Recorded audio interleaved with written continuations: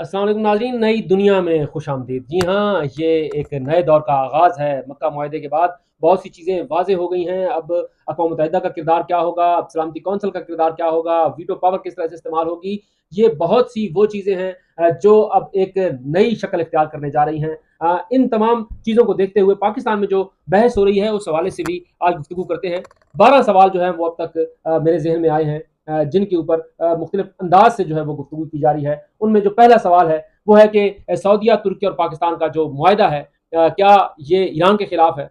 उसमें दूसरा सवाल यह है कि क्या ये इस्लामी ममालिक के इत्तेहाद की जानिब एक अमली कदम है।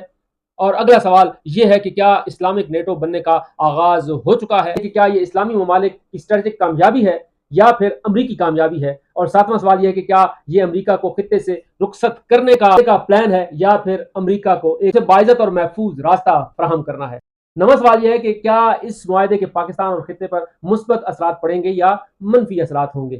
10वां सवाल यह है कि इससे पाकिस्तान को क्या फ़वाइद मिल सकते हैं और इसके नुकसानात क्या हो सकते हैं। और 11वां और अहम सवाल यह है कि क्या अहले तशय्युई कम्युनिटी में कोई तहफ़्फ़ुज़ात जन्म ले रहे हैं।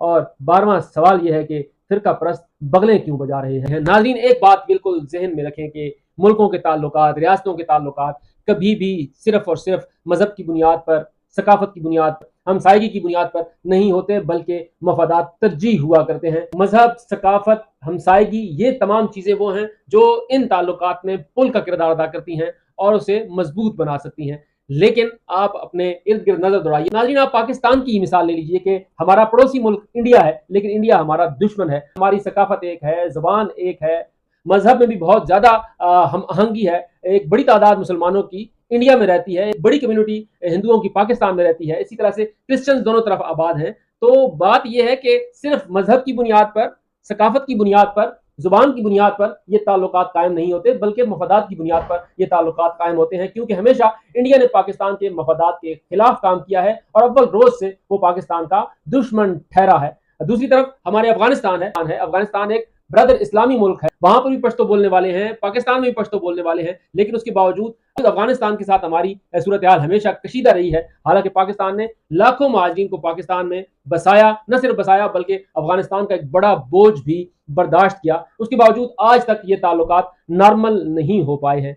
तीसरा हमारा हमसाया ईरान है, साथ हमारे तारीखी ताल्लुकात हैं। ये भी ताल्लुकात सिर्फ मजहबी या हमसायगी की बुनियाद पर नहीं है, कल्चर की बुनियाद पर नहीं है, बल्कि मफादात की बुनियाद पर इन ताल्लुकात में उतार चढ़ाव भी आता रहता है। सदर अयूब का दौर था कि जब एक फौज की तजवीज़ भी जो है वो ईरान से दी गई थी। और अलावा क़याम पाकिस्तान के बाद ईरान पहला मुल्क था जिसने पाकिस्तान को तस्लीम किया था। पाकिस्तान और ईरान के ताल्लुकात में उतार चढ़ाव आते रहे हैं और गुज़िश्ता 3 से 4 सालों में ईरान और पाकिस्तान के ताल्लुकात में बहुत ज़्यादा गर्मजोशी आई है, एक दूसरे के बहुत करीब आए हैं। अब तो ईरानी सदर की तरफ से भी ये स्टेटमेंट चंद रोज पहले दिया गया कि पाकिस्तान और ईरान के जो ताल्लुकात हैं वो केटू से बुलंद हैं। उन्होंने अपने इलाके की भी एक बुलंद चोटी का नाम लिया और कहा कि ये उससे भी बुलंद है। तो इससे अंदाजा लगा लेंगे पाकिस्तान और ईरान के ताल्लुकात किस हद तक जो हैं वो मजबूत हैं। चाइना की तरफ, चाइना पाकिस्तान का सबसे दरीना और हर मौसम का साथी है।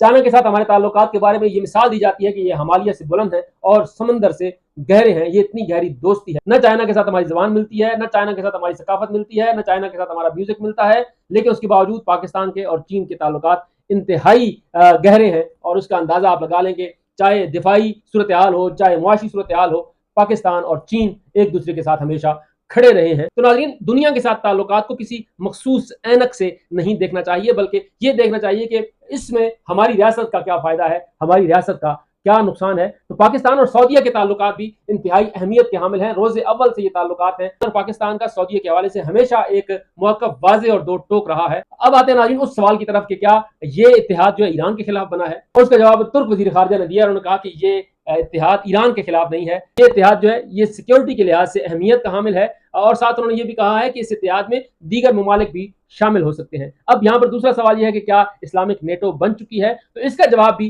तुर्क वज़ीर ख़ारिजा ने दिया है और उन्होंने नेटो चार्टर का हवाला देते हुए कहा है कि उसकी जो शिक नंबर 5 है, ये उसके मुताबिक इत्तेहाद कायम हो रहा है, यानी एक पर हमला सब पर हमला। उसके बाद उन्होंने एक और बात भी कही है कि अगर किसी रुकन मुल्क पर हमला होता है तो उसके बाद देखा जाएगा कि उस मुल्क को किस अंदाज से इमदाद चाहिए, उसके साथ किस अंदाज से तामुन करना है। तो ये इसके ऊपर गुफ्तगू होगी, एक स्ट्रेटेजिक पॉलिसी मुरतब की जाएगी, एक सेक्रेटरीट कायम किया जाएगा। ये तुर्क वज़ीर ख़ारिजा ने ज़राए से वाज़ेह कर दिया है। और एक और अहम बात जिसमें उन्होंने ये कहा है कि इसमें दीगर ममालिक भी शामिल हो सकते हैं। तो नाज़रीन, ये एक, जैसे मैं अपने आगाज़ में ये कह चुका हूँ कि ये एक नए दौर का आगाज़ है, क्योंकि अक़वाम मुत्तहिदा को दुनिया ने देख लिया है। अक़वाम मुत्तहिदा इस वक़्त बेबस है। अक़वाम मुत्तहिदा 5 वीटो ममालिक के सामने मुकम्मल तौर पर बेबस थी। जो सूरत हाल मशरिक़ वुस्ता में रही है, जो कुछ गज़ा में हुआ है, उसके बाद अक़वाम मुत्तहिदा से लोगों की उम्मीदें बिल्कुल ख़त्म हो गई और ये अब एक नए दौर में हम दाखिल हो चुके हैं। ये वो दौर है जिसमें अगर कोई मुल्क स्ट्रेटेजिक लिहाज से, सिक्योरिटी के लिहाज से थोड़ी सी कोताही करेगा, थोड़ी सी कमजोरी दिखाएगा, तो दूसरा मुल्क चढ़ दौड़ेगा। और अब ये वक्त है कि फैसले किए जाएं, और ये फैसले ऐसे ही नहीं हो रहे। 2 साल 8 महीने तक पाकिस्तान, सऊदीया और तुर्किया इस मामले पर मुशावरत करते रहे हैं। उस मुशावरत के नतीजे में ये मक्का मुआहिदा जो है, मक्का एग्रीमेंट जो है, मक्का पैक्ट जो है, इसका ऐलान किया गया है। और इस ऐलान के बाद अब बाकी चीजें जो है आहिस्ता आहिस्ता सामने आएंगी। तो ये उस सवाल का जवाब है कि क्या इस्लामिक नेटो बनने जा रही है, तो उस सवाल का जवाब ये है कि इसमें ये गुंजाइश रखी गई है कि दीगर ममालिक इसमें शामिल होना चाहते हैं तो वो हो सकते हैं। अब अगर जो मैंने सवाल किया था कि क्या इस खित्ते से अमेरिका रुखसत हो रहा है या फिर उसे महफूज रास्ता दिया जा रहा है, तो उस बात को आप जिस अंदाज से भी ले लें कि वो रुखसत हो रहा है या फिर उसे बाइज्जत रास्ता दिया जा रहा है, क्योंकि जो जंग हुई है ईरान की और अमेरिका की, इसराइल की, उसमें सबसे ज्यादा नुकसान मुस्लिम ममालिक का हुआ है। इंफ्रास्ट्रक्चर को एक बड़ा नुकसान हुआ है, एक बड़ा धचका लगा है। चाहे वो सऊदी अरब हो, चाहे वो बहरीन हो, चाहे वो कुवैत हो, चाहे वो अमारात हो, चाहे वो खुद ईरान हो, क्योंकि ईरान पर जारियत मुसल्लत की गई और उसके जवाब में ईरान ने उन जगहों को टारगेट किया जहां जहां पर अमरीकी तंसीबात थी, अमरीकी अड्डे थे, उन्हें निशाना बनाया गया। तो इस लिहाज से ये नुकसान जरूर जो है वो मुस्लिम ममालिक का हुआ है, लेकिन मुस्लिम ममालिक इस बात पर कम से कम मुत्तफिक हो गए हैं कि अब हमें अपना तहफ़्फ़ुज़ खुद करना है, बाहर से कोई हमारे तहफ़्फ़ुज़ के लिए नहीं आएगा, और ये उस तरफ एक बड़ा कदम है। और दूसरा, अमरीका के लिए महफूज रास्ता इसलिए है क्योंकि अमरीका फंस चुका था। वो किस अंदाज से अब इन ममालिक को तहफ़्फ़ुज़ देता, हालांकि उसने जमानत दी थी सऊदी अरब को, उसने जमानत दी थी अमारात को, उसने बहरीन और कतर और कुवैत को जमानत दी थी कि वो उनका तहफ़्फ़ुज़ करेगा, लेकिन उस तहफ़्फ़ुज़ में नाकाम हो गया है। अब तो खुद अमरीकी फौज के सरबराह ये कह रहे हैं कि इस जंग को या खत्म किया जाए या इंतहाई महदूद किया जाए। CNN की रिपोर्ट आपके सामने है जिसमें ये कहा गया है कि इंटरसेप्टर्स जो हैं वो खत्म हो चुके हैं या इंतहाई कलील तादाद में है, इसलिए सूरत हाल जो है वो कोई अच्छी नहीं है। उर्दन ने भी एक बड़ा नुकसान उठाया है। ये दरअसल नुकसान उर्दन ने या दीगर ममालिक ने उठाया है, इसके साथ साथ खुद अमरीका ने एक बड़ा नुकसान उठाया है। अमरीका जो कि इस खित्ते में एक चौधरी बनकर जो है बैठा हुआ था, और उसके साथ साथ जो मशरिक़ वुस्ता का एक मुल्क है, आप समझ गए होंगे, जिस अंदाज से वो थानेदारी कायम करना चाह रहा था, उस थानेदारी को चैलेंज किया है ईरान ने। ये ईरान की बड़ी कामयाबी है, और अब खुद ईरानी सदर ये कह रहे हैं कि ये बेहतरीन वक्त है कि ईरान जो है न सिर्फ जंग में फाते हुआ है, बल्कि मुज़ाकरात की मेज पर भी ईरान फाते है, और अब हम मुआहिदा करेंगे। तो ये एक बड़ा सिग्नल जो है वो ईरान की तरफ से दिया गया है। इस मुआहिदे के ऊपर ईरानी हुकूमत का क्या रद्द-ए-अमल आया, वो भी जरा मैं आपके सामने रख दूं, ताकि वो लोग जो शायद ये कह रहे हैं कि ये इत्तेहाद ईरान के खिलाफ है, तो उसमें ईरानी वज़ीर ख़ारिजा की तरफ से ये कहा गया है कि ये बेहतरीन वक्त है कि मुस्लिम ममालिक आपस में मुत्तहिद हों, इत्तेहाद करें और अपनी सिक्योरिटी को मजबूत बनाएं। हमारी सिक्योरिटी बाहर से आकर कोई मजबूत नहीं कर सकता, इसे हमने खुद मजबूत बनाना है। तो ये एक अच्छी पेशरफ्त है। खुद ईरानी सदर की तरफ से ऐसी ही स्टेटमेंट आई, उन्होंने कहा कि ये वक्त किसी और चीज का नहीं, अलबत्ता उम्मत मुस्लिमा के मुत्तहिद होने का वक्त है। ये बात उन्होंने 2 रोज पहले कही थी, और एक दिन बाद ये मौका मुआहिदा हुआ। अब नाज़रीन, जरा ओमान और ईरान के दरमियान जो मुज़ाकरात हो रहे हैं उसके ऊपर भी मैं आपको बताता चलूं कि ईरान और ओमान के दरमियान जो अपना हुर्मुज़ पर मुज़ाकरात हुए हैं, उन मुज़ाकरात में खलीजी ममालिक को बाकायदा तौर पर एतमाद में लिया गया है, और उसके बाद ये एग्रीमेंट होने जा रहा है, क्योंकि खित्ते के ममालिक भी स्टेक होल्डर्स हैं, क्योंकि उनकी तिजारत का इन्हिसार आबनाए हुर्मुज़ पर है, बाबुल मंदब पर है। बाबुल मंदब पे जो हूसियों ने एक टफ टाइम दिया हुआ है सऊदी अरब को और दीगर ममालिक को, तो ये वो अहम तरीन मामलात हैं जिनके ऊपर गुफ्तगू हो रही है। अब यहाँ पर सवाल ये पैदा होता है कि इसके पाकिस्तान को फवायद हासिल होंगे। बिल्कुल पाकिस्तान को फवायद हासिल होंगे। पाकिस्तान ने साबित किया है कि वो इस खित्ते में सबसे मजबूत तरीन मुल्क है। उसने अपने महदूद वसाइल में एक बड़े दुश्मन को नाकों चने चबाए हैं, उसे शिकस्त फाश दी है, जिसके बाद वो अब जख्म चाट रहा है और मुख्तलिफ अंदाज से पाकिस्तान के खिलाफ अब साजिशों में मसरूफ है। लेकिन उसके बावजूद न सिर्फ पाकिस्तान ने अपना दिफाई लोहा मनवाया है, बल्कि उसके साथ साथ सिफारती महाज पर जिस अंदाज से पाकिस्तान ने किरदार अदा किया है, अमरीका और ईरान के दरमियान जिस अंदाज से सालसी की है। आज का स्टेटमेंट है ईरानी सदर का, उन्होंने कहा है कि जो अमन होगा वो इस्लामाबाद मुआहदे के तहत ही अमन कायम होगा, और उसी को देखते हुए नई शिकों के ऊपर अमल दरामद करवाया जाएगा। तो ये पाकिस्तान की कामयाबी है। इस लिहाज से पाकिस्तान एक अहम तरीन पिलर के तौर पर मशरिक़ वुस्ता की सूरत हाल में आया है, और पाकिस्तान को इससे फवायद हासिल करने चाहिए। पाकिस्तान ने ईरान के साथ अपने ताल्लुकात बहुत जबरदस्त अंदाज में आगे बढ़ाए हैं।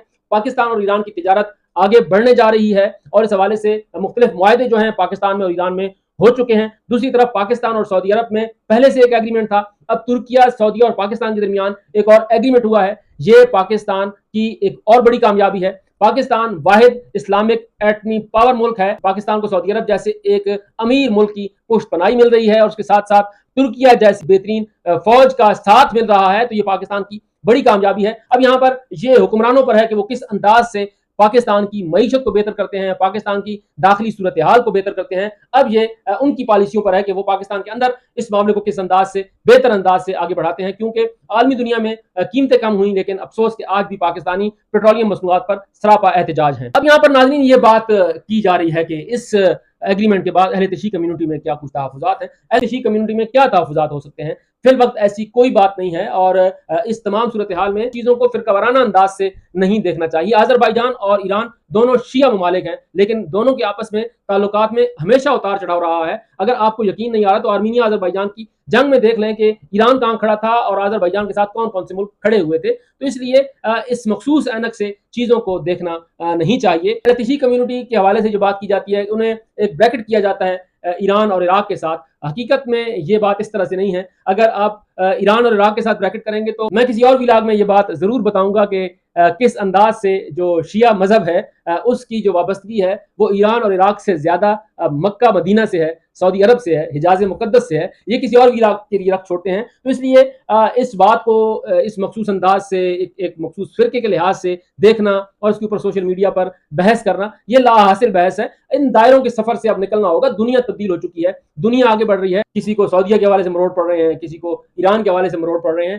تو جنہیں مروڑ پڑنے ہیں پڑھتے رہیں۔ حقیقت میں چیزوں کو جو ہے وہ بہت گہرائی کی نظر سے دیکھنا چاہیے کہ اس وقت ایران جو ہے وہ کہاں کھڑا ہے۔ کوئی شک نہیں ہے کہ ایران نے جس انداز سے سامراج کو شکست دی ہے، جس انداز سے اس نے صہیونیت کو شکست دی ہے، جس انداز سے اس نے سمندر برد کر دیا ہے امریکہ اور اس کے اتحادیوں کو، تو یہ اس کی بڑی کامیابی ہے۔ پہلے ایران نے جو ہے وہ ایک ڈیفینسو پوزیشن لی لیکن اب ایران ڈیفینسو پوزیشن پہ نہیں ہے بلکہ اس نے ایسی زبردست انداز سے اپنی لڑائی لڑی کہ اس نے امریکہ کو اب جھکنے پر مجبور کر دیا ہے۔ نہ صرف امریکہ کو اس نے جنگی لحاظ سے جھکنے پر مجبور کر دیا ہے کہ اس کی اپنی فوج کا سربراہ یہ کہنے پر مجبور ہے کہ ہمیں اب اس جنگ کو ختم کرنا ہوگا یا اسے انتہائی کم ترین سطح پر لانا ہوگا، بلکہ سیاسی لحاظ سے بھی اب ٹرمپ رجیم کو امریکہ کے اندر بہت زیادہ دشواری کا سامنا ہے۔ اسی وجہ سے ایرانی صدر یہ کہہ رہے ہیں کہ یہ بہترین وقت ہے کہ ہم ایک فتح یاب معاہدہ جو ہے وہ کریں اور اسے دستاویزی شکل دیں۔ تو ناظرین دنیا تبدیل ہو چکی ہے۔ اس مکہ ایگریمنٹ کے بعد اب دیکھنا ہوگا کہ کون کون سے ملک اس میں شامل ہوتے ہیں، اور انڈیا میں بھی صف ماتم بچ چکی ہے۔ انڈیا کی طرف سے یہ کہا جا رہا ہے کہ ہم اسے بغور اس کا جائزہ لے رہے ہیں۔ آپ جائزہ لیتے رہیں لیکن پاکستان نے اس خطے میں اپنا لوہا منوا دیا ہے۔ پاکستان ہمیشہ زندہ۔